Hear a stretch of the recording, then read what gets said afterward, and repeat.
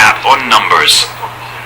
One's inherited a situation where if you come here to work, after 4 years, practically everybody automatically gets citizenship. That link has got to be broken and a clear barrier established between working and citizenship. If they do that, they then start to push into the long term. Britain is going to cross that 70 million barrier. That's something the Home Office is looking at, but it won't necessarily have any effect before the end of this Parliament, so it doesn't help the government meet that all-important promise. It leaves them with two options: come up with new ways to limit immigration, or ditch the target. Adam Fleming reporting.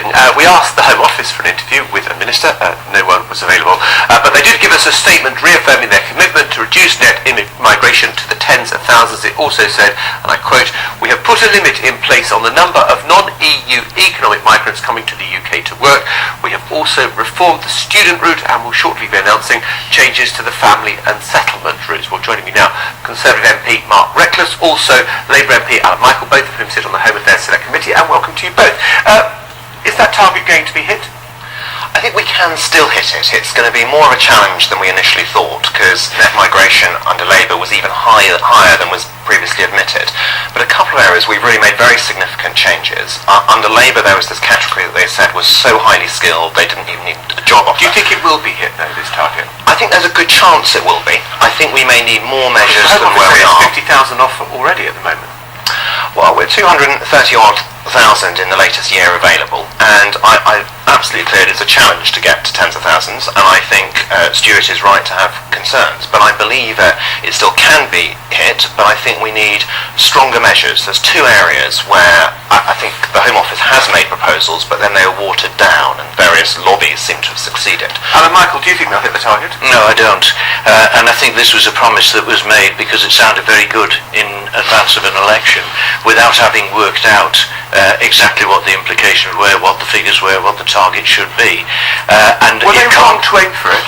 I think in terms of the way that they've designed it, they've made some big mistakes. For instance, I was at an event on Wednesday, Silicon Valley Comes to Westminster, where there was great shaking of heads about the lack of flexibility of companies that come, high growth companies that we want to see in this country, finding it difficult to bring the people in that they want. In education, overseas students are worth £40 billion to the economy, and at a time when universities are having their finances cut, it's disastrous to have that being reduced. Yeah, so the model should be Labour's approach to immigration when it was in power. We took an approach which was starting to work of a points-based system to drive down numbers. I want a system. For people who don't remember, let's just remind ourselves that in Labour, in the 1990s, before Labour came to power, net migration was in the tens of thousands.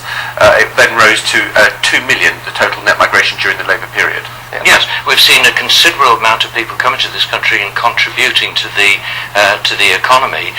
What we need is something that prevents people that we don't want coming to the country coming in, and which is tough but fair. The problem is, and the committee has highlighted this on a number of occasions, that the Borders Agency that has the responsibility for protecting our borders has been chaotic in the way that it's dealt with many things. So what we need is a system that's tough but fair, and what we have at the moment is a system that is ineffective. We did not have a system that was tough but fair under Labour. Alan speaks about a points-based system, but what happened? They had a category that they said had such high skills they didn't even need a job offer. Tens of thousands were coming in under that Tier 1 points-based system.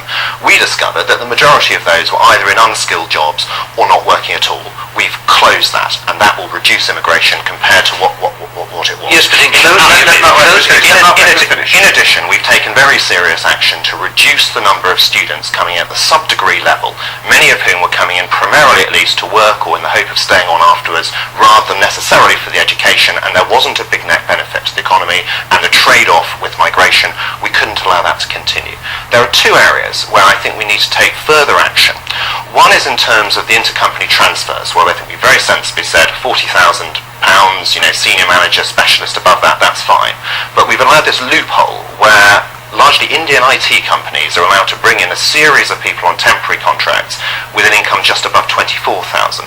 I think we need to close that. We also need, I think, to tighten further the post-study work proposal, where it's very good we've cut down all these people at sub-degree level staying on to work, but we can't just allow people, any person with a degree, to stay on automatically. We may need also to tighten that. But Would you support those things that Mark Reckless Mark is describing things that sound fine academically, but he knows that we had in front of the Select Committee the concerns of universities, the concerns of Indian companies that are creating jobs in the UK, that the lack of flexibility and the way in which the government was going to have to drive down numbers by actually stopping people we need coming to the country, as well as dealing with the actual target. This is the problem. Okay. It's indiscriminate because the numbers that the Conservatives said they were going to reach are unachievable without doing damage to the British economy. I think that the trouble is that we know the thing about immigration is that it's both good and bad, and that that's what seems so troublesome here. You talk about students. We know that that's great, that's where the university is getting their money from. We also know that there are UK students who are sort of rather resentful that they can see someone else paying to get a place that when university admissions are sort of short. And in the same way with jobs, I mean, I live in London. It's been a fantastic beneficiary of immigration. There's also been some very bad planning that we know now classrooms, are full, and that there are a lot of people, British, UK-based people who without jobs. And so it does seem to me that But let's take that point where you're saying that. Well, I'm sorry. The question was being directed to me. The point is that if you drive down the numbers of students that are coming in, that will be damaging to universities that have £40 billion coming in to the general economy and serious contribution to our major universities at a time where their finances are being reduced. That's going to drive up the pressure for increased contributions from UK students. I think the big mistake the government is making is that if they'd listened to the Home Affairs Select Committee, we said to them, don't count students, because until a student applies for settlement, they are not migrants. It's clear to me that the central problem is the fact that detail and tweaking mechanics don't play well to the galleries. Where perhaps Mark's being disingenuous is in sowing the seeds for what is clearly going to be the Conservative plan. So, well, we did try really hard, but we did miss. No, absolutely not. What I've said is there are two areas where, unfortunately, there are these big vested interests who want more immigration, be they Indian IT companies, be they universities.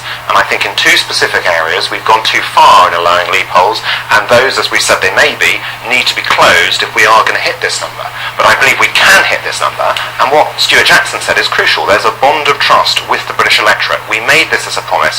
It's really important to restore trust in British politics that we keep that promise. Okay, Mark Reckless, Alan, Michael, and James and Sarah, both, all of you, thank you very much indeed for being with us and on the Politics Show today.